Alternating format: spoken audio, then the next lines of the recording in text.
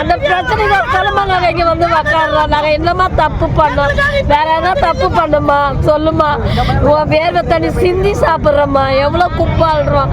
இன்னைக்கெல்லாம் நாங்கள் மாடு மாரி உழைக்கிறோம். எங்கள் வேர்வையை பிடிங்கி மாதிரி அரசாங்கம் இந்த மாதிரி பண்ணுறாங்களே.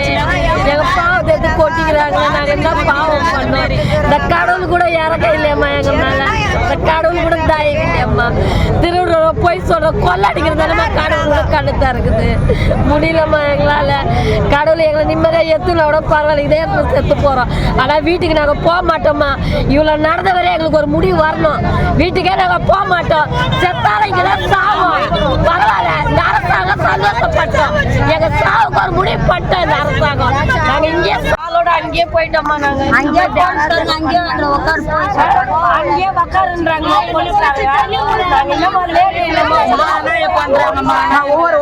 யாருமே நாங்க பாத்ரூம் போறதுக்கு இல்ல, எங்கம்மா போறது சாப்பிடலான்னு போனோம். வெளியே போங்க, ஆனா உள்ள வராதீங்கன்னு சொல்லிட்டு எங்களை எல்லாரும் தள்ளுறாங்க. சாப்பிட்ட கூட இல்ல, பட்னியாவே வந்துருக்கோம். நாங்க பாத்ரூம் போறதுக்கு முடியல எங்களுக்கு. ஒரு வயசான ஆய் அங்கேயே உட்காந்து போயிட்டாங்கம்மா. பாத்ரூம் முடியலம்மா. எனக்கு சுகர் இருக்கு, என்னால முடியல. அங்கே காலோட அங்கே போயிட்டோம்மா.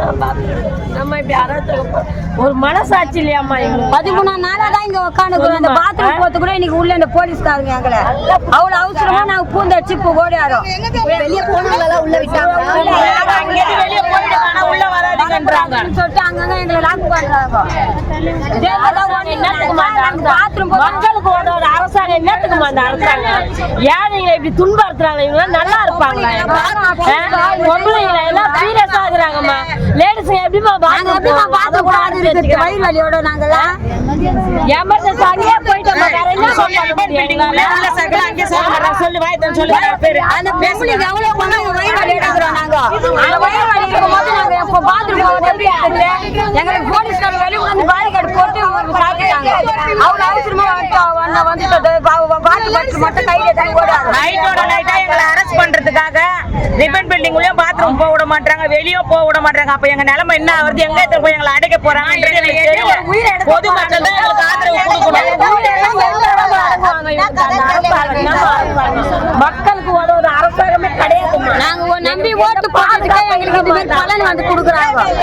இப்போ நீங்க வெளியே போகும்போது ஏதாவது மிரட்டுறாங்களா? இல்ல உள்ள வரும்போது வரக்கூடாது எல்லாம் எங்க மாதிரி பொம்பளை படிச்சு இருக்கிறாங்க. அந்த பொம்பளை படிச்சு மாறு முன்னே தள்ளி விடுறாங்க. நீங்க இந்த பக்கம் வரக்கூடாது அப்படி மாறு எங்க 2 பேரும் மாற பிடிச்சாது தள்ளி விடுறாங்க. அங்க வந்து அப்புறமா நாங்க பாரிகார்டு உள்ள பூந்து ஓடியாந்தோம். கயிறு எடுத்துருவோம். எங்க தள்ளு விடுறாங்க. மேல கையை போட்டு அப்படியே தள்ளு விடுறாங்க. பொம்பளைங்களே அந்த மாதிரி பண்றாங்க. நான் அவங்களும் மாதிரி நீங்களும் ஒரு பொண்ணு தானே, அவங்களும் நினைக்க மாட்டேன்றாங்க. நான் பேசுறது கூட காதுல வாங்க மாட்டேன்றாங்க. 10 பேர் வந்து கை பிடிச்சிட்டு தள்ளி நாங்க என்ன பண்றது? எங்க போய் சாப்பிடுறது? எங்க போய் பாத்ரூம் போறது? நாங்க இவ்வளவு அராஜகம் பண்றாங்க.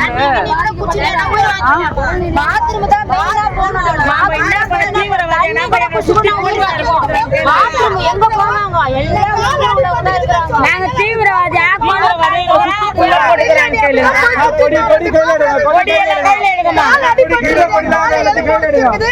இப்படி வரக்கூடாது, நீ அப்படிதான் போனேன்னு சொல்றாங்க. எப்படி வர முடியும்? எவ்வளவு வயசு சுகர் பேஷண்ட்லாம் இருக்கிறாங்க. இல்லம்மா, திருடுறாங்க, கொள்ளடிக்கிறாங்க, ஒருத்தவங்க சாவடிக்கிறாங்க.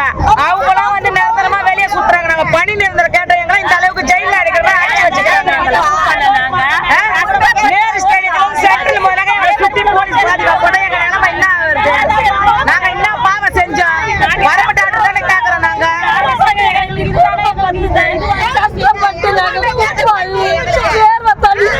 சாப்பிடுறோம்மா. நாங்க என்னமா தப்பு பண்ணா சொல்லுமா? கொள்ளடிக்கிறாங்க, அவங்களால அரசாங்கம் உதவி செய்யுது. கஷ்டப்படுறவங்களுக்கு உதவி செய்ய மாட்டோமா அரசாங்கம்? லேடிஸ்க்கு எவ்வளவு கஷ்டப்படுறோமா? மனசாட்சி இல்லையம்மா.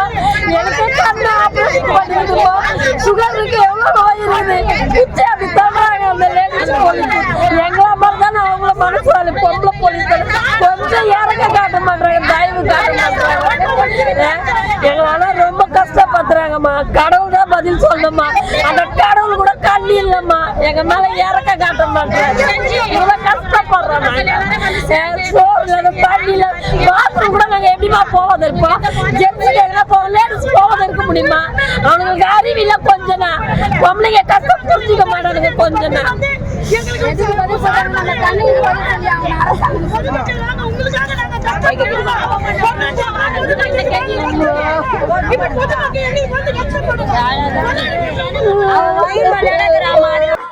இப்போ இந்த மக்கள் தூய்மை பணியாளர்கள் 13 நாட்களா வந்து அறம் வழியில தான் வந்து போராட்டம் செஞ்சுட்டு இருக்காங்க.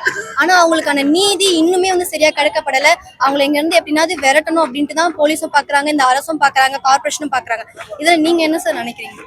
மக்கள் வந்து தன்னுடைய உரிமைகளுக்காக போராட்ட துவங்கிட்டாங்கன்னாக்கா அந்த மக்களுடைய போராட்டத்தை வந்து செவிசாய்க்கிறது ஒரு மக்கள் அரசுடைய கடமை. அது ஒரு மக்கள் அரசுடைய கடமை எதனிலிருந்து விளைவுதுன்னா ஒரு ஜனநாயக சிந்தனையிலிருந்து உருவாகுது. இங்க இருக்கிற எல்லா போராட்டங்களும் ஜனநாயக சிந்தனை அடிப்படையில் தான் அணுகணும்.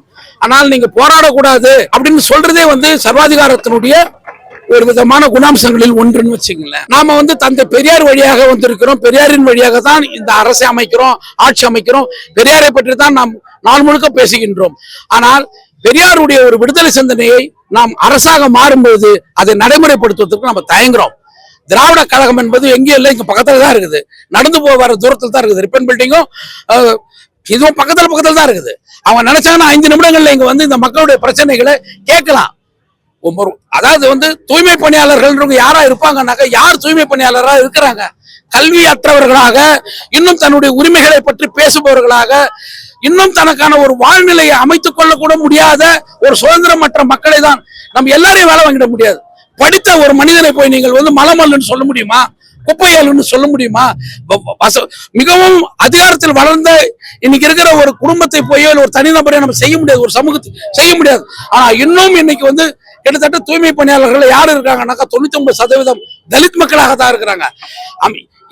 இந்த இந்தியாவினுடைய மிகப்பெரிய விடுதலையை பற்றி, சமத்துவத்தை பற்றி, சகோதரத்துவத்தை பற்றி நேசித்த மாபெரும் தலைவர் புரட்சியாளர் அம்பேத்கர் அவர் நேசித்த மக்கள் தான் தலித் மக்கள். அந்த மக்கள் இன்னும் அவருடைய கனவை நிறைவேற்ற முடியாமல் தான் இருக்கிறாங்க. ஆனா ஒரு மிகப்பெரிய ஒரு ஜனநாயக அரசை பற்றி பேசுகின்ற நாம் எல்லோருமே வந்து இன்னும் தலித் மக்கள் வந்து தூய்மை பணியாளர்களாக இருக்கிறது. நீங்க நல்லா பாருங்களேன், தூய்மை பணியாளர்கள் அப்படின்னாக்கா அதுல எத்தனை சதவீதம் மக்கள் இருக்கிறாங்க? ஆனா இந்தியாவுடைய மிகப்பெரிய தலைமை பொறுப்புகள்ல எத்தனை சதவீதம் தலித்தர்கள் இருக்காங்க? இதுலயும் ஃபார்வர்ட் காஸ்ட் எத்தனை பேர் இருக்கிறாங்க அப்படின்னு நீங்க பாத்தீங்கன்னா உங்களுக்கு தெரியும். இதுக்குள்ளேயே ஒரு பாகுபாடு இருக்குது. இது ஒரு மிகப்பெரிய மோசமான பாகுபாடு நிறைந்த ஒரு நாடு. போராடுறதுக்கு எந்த விதமான அனுமதியும் ஜனநாயக உரிமைகளும் மற்ற ஒரு நாடு.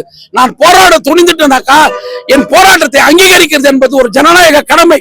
என்னுடைய போராட்டத்தை செவிசாய்க்கிறது, என்னுடைய போராட்டத்தினுடைய தேவைகளை பற்றி ஒரு பரந்த அளவுக்கான சிந்தனையை உருவாக்குறது தான் ஒரு ஜனநாயகத்தினுடைய கடமை அப்படின்னு நான் நம்புறேன். தூய்மை பணியாளர்கள் போராடுறாங்க அப்படின்னாக்கா ஏன் போராடுறாங்க? நான் என்ன சொல்றோம், இந்த அரசின் கீழ் வேலை செய்ய ஆசைப்படுறோம்னு சொல்றோம். இது ஒரு தேச பக்தி இல்லையா? நீங்க சொல்றீங்க தேசபக்தி. இந்த அரசின் கீழ் வேலை செய்யணும்னு நான் சொல்றேன். ஆனா நீ இந்த அரசு என்கிட்ட என்ன சொல்லுதுன்னா நீ தனியார் கிட்ட போய் வேலை செய்யணும்னு சொல்லுது. நான் யாருகிட்ட வேலை செய்யணும்னு நான் முடிவெடுக்கணுமா, ஒரு அரசு முடிவெடுக்குமா?